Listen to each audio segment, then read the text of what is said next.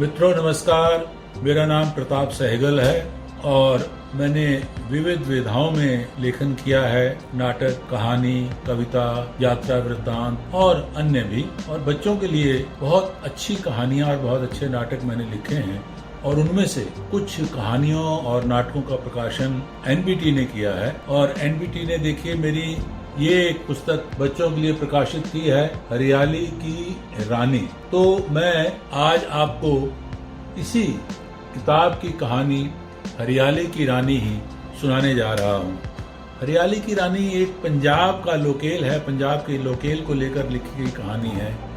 आप जानते हैं ये अप्रैल का महीना है, बैसाखी अभी अभी गुजरी है और फसलें कट चुकी हैं, लोग फसलें संभाल रहे हैं। अब तो खलिहानों से वो बाज़ार में आने को तैयार हैं, लेकिन कई बार होता है कि सूखा पड़ जाता है। तो ये ऐसी ही कहानी है कि पंजाब के इलाकों में सूखा पड़ गया और उस साल बारिश ना होने की वजह से फसल अच्छी नहीं हुई। लेकिन एक परिवार, किसान परिवार था और उनकी एक बच्ची थी जिसका नाम था जीतो।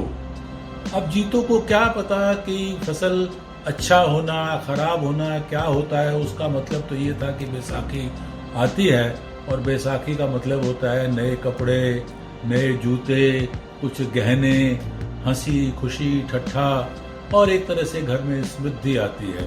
तो जीतो ने इस साल भी अपने पिता से कहा कि मुझे तो इस साल आप झुमके लेके दीजिए। तो पिता तो वैसे ही परेशान थे क्योंकि बारिश ना होने की वजह से सूखा पड़ा हुआ था उस इलाके में, फसल कहाँ से होती। बहुत मामूली सी फसल हुई, उससे तो किसान के कर्जे ही नहीं खत्म होते। तो इतने गुस्से में थे कि उन्होंने उस जीतो को, अपनी बेटी को थप्पड़ मार दिया। फिर बड़े पछताए भी कि इस बच्ची का क्या कसूर है, क्या दोष है। पर अब जीतो तो परेशान थी। अब ये सूखा सिर्फ एक साल नहीं रहा, 2 साल रहा। अब जीतो को समझ में नहीं आ रही थी कि सूखा होता क्या है। तो उसने माँ से पूछा कि माँ, ये सूखा, इसका मतलब क्या है सूखे का। कह लगी बेटा, जब बारिश नहीं आती, क्योंकि हमारे यहाँ जो फसलें हैं वो बारिश पर निर्भर करती हैं। अगर मानसून अच्छा होता है, बारिश अच्छी होती है तो फसल भी अच्छी होती है। फसल अच्छी होती है तो हमारे घर में अच्छे अच्छे कपड़े आते हैं, गहने आते हैं और बहुत नई नई चीज़ें आती हैं, हंसी खुशी आती है और सारा साल बहुत अच्छे से निकल जाता है, अच्छा खाने को भी मिल जाता है। लेकिन अब नहीं है सूखा, जब बारिश नहीं है तो अच्छी फसल भी नहीं है। जीतो को कुछ कुछ समझ आने लगी बात, लेकिन अब वो फिर भी परेशान थी क्योंकि उसे कुछ मिल नहीं रहा था। वो जानती थी जब 2 साल पहले माँ को झुमके भी मिले थे, मुझे अच्छे से सैंडल मिले थे, लेकिन अब कुछ नहीं मिल रहा था। तो उसने जाकर अपने स्कूल में अपने जो उसकी अध्यापिका थी, टीचर थी, उससे फिर जाके फिर पूछा कि टीचर ये बताइए कि बारिश कब आएगी। टीचर ने कहा कि ये तो मैं भी नहीं बता सकती, हम तो सब उम्मीद लगा के बैठे हैं कि ये अच्छी बारिश हो, अच्छी फसल हो, सब लोगों के घरों में खुशी आए, संपन्नता आए, लेकिन अब कैसे कहें। तो जीतो बहुत परेशान इधर उधर घूम रही थी। तो ऐसे उसको कोई संत महात्मा मिल गए। तो संत महात्मा को प्रणाम किया और उसको कहा, आप ही बताइए, आप तो बहुत पहुँचे हुए लगते हैं, आप सुनते हैं महात्माओं का सीधा रिश्ता ईश्वर से होता है। अब जीतो तो बच्ची थी, उसको क्या पता कितना रिश्ता होता है कितना नहीं होता, लेकिन उसने यही सुना हुआ था जो उसने महात्मा से पूछ लिया। तो उन्होंने कहा, हाँ बच्चे, बाकी तो किसी का भी रिश्ता हो सकता है। तो उसने उससे पूछा कि ये बताइए बारिश कब आएगी। अब वो भी चुप हो गए, कहने लगे कि बेटा क्या बताऊं, लेकिन मैं तुझे एक कहानी सुनाऊंगा। अब उन्होंने एक कहानी सुनाई। उन्होंने जीतो को ये कहानी सुनाई कि एक बार ऐसे ही बहुत सूखा पड़ा था और एक बच्ची थी तुम्हारे जैसी, बहुत परेशान थी। तो उसने अपना, एक हरी परी होती है, हरी परी को उसने बड़ा याद किया, हरियाली की रानी को याद किया। हमने कहा हरियाली की रानी क्या होती है, हरी परी क्या होती है। कहते हैं ऐसे पंजाब में जैसे परियां आप जानते हो, और भी इसमें सब्ज परी कहते हैं यहाँ पर। तो उसको अगर बच्चे अच्छे मन से याद करें, सच्चे बच्चे मन के सच्चे वो मन से याद करें, तो फिर उनकी कृपा हो जाती है।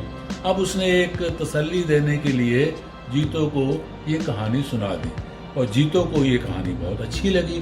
अब वो तो रात दिन प्रार्थना करती रहती कि हे हरी परी, तू आ मेरे पास, मैं तुझे खिलाऊं कच्ची गरी, बारिश ला।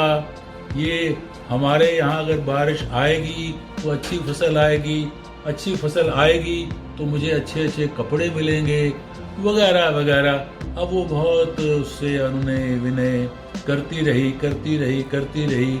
अब ऐसे ही एक दिन बहुत परेशान होकर, थक कर, घर में खाना भी ठीक से नहीं पक रहा था, जीतो सो गई। लेकिन सोने से पहले उसके मन में ख्याल जो है वो हरी परी का ही था। अब वो जब सो गई तो क्या देखती है कि ऊपर बड़ा खुला आसमान है, और उसमें से आसमान में बड़े बादल हैं, और वहाँ से एक हरे रंग की परी आके उसके सिरहाने पर बैठ जाती है। और वो उसको जीतो को कहती है कि जीतो, तू बड़ी दुखी है, चल मैं तुझे सैर करवा के लाती हूँ। कहती कहाँ? कहती बादलों की सैर करते हैं, वहाँ देखो कितनी बारिश होती है। अब जीतो तो खुश हो गई, वो उसके पंखों पर सवार हो गई। वो परी ने अपने पंख फैलाए और ऐसे ऐसे उड़ने लगी, और जीतो बैठी हुई थी उसकी पीठ पर, और थोड़ी देर में वो पहुंच गए आसमान के ऊपर बादलों के पार। बड़े बड़े बादल ही बादल, वहाँ तो बहुत देखते हैं तो पानी है, बारिश है, और उसको देखते हैं वहाँ हरे हरे बाग हैं। जीतो बड़ी प्रसन्न थी और सोच रही थी कि ऐसी हरियाली पृथ्वी पर कब आएगी। अब सोचते सोचते उसने फिर उससे पूछा, हरियाली की रानी ये बताओ कि पृथ्वी पर अब हमारे गांव में, हमारे शहर में, हमारे देश में, हमारे पंजाब में ये हरियाली कब आएगी? तो उसने कहा, परी ने, कि देख जीतो तू बच्चा है, और बच्चे मन के सच्चे होते हैं, और जब वो सच्चे मन से मुझे याद करते हैं तो मैं ज़रूर उनकी मनोकामना, उनकी इच्छा पूरी करती हूँ। तो क्या हुआ? एक झम से बूंद गिरी, जीतो की गाल पर पड़ी, दूसरी गिरी, जीतो की दूसरी गाल पर पड़ी, फिर झम झम झम झम, वो झमाझम हो गया, और जीतो की आंख जैसी अभी हिल रही थी तो मां ने कहा, जीतो उठ, बारिश आ गई है। ओ, जीतो तो हरियाली की रानी के साथ थी, सपना टूट गया। लेकिन हरियाली की रानी ने सपने में जो उसको कहा था वो सच हो गया। बारिश आई, खूब बारिश आई, और फिर उनके खेत लहलहाने लगे, चारों तरफ हरियाली हरियाली आ गई। और फिर अगले साल जीतो को खूब सारी मिठाइयाँ, अच्छे अच्छे कपड़े, और उसको झुमके भी मिले, उसको अच्छे सैंडल भी मिले। अब जीतो खुश थी, जीतो की माँ भी खुश थी, सब लोग खुश थे। तो कहानी का मतलब क्या हुआ? मतलब ये हुआ कि अगर आप सच्चे मन से कुछ सोचते हो, करते हो, तो वो हो भी जाता है। दूसरा मतलब क्या निकला कि सूखा बहुत भयंकर चीज़ है, अगर सूखा पड़ जाए तो बहुत कठिनाइयाँ होती हैं। तीसरा मतलब क्या निकला कि हमारी जो खेती है वो मानसून पर निर्भर है, इसलिए हमें मानसून के साथ साथ पानी की और वैकल्पिक व्यवस्थाएं भी करनी चाहिए। तो ये सारे कहानी के अर्थ निकलते हैं। तो क्यों बच्चों, आपको कहानी पसंद आई? और मेरे साथ जो बड़े जुड़े हुए लोग हैं, मुझे उम्मीद है उन्हें भी ये कहानी ज़रूर पसंद आई होगी, और वो इस कहानी को अपने और बच्चों के साथ भी शेयर करेंगे। धन्यवाद।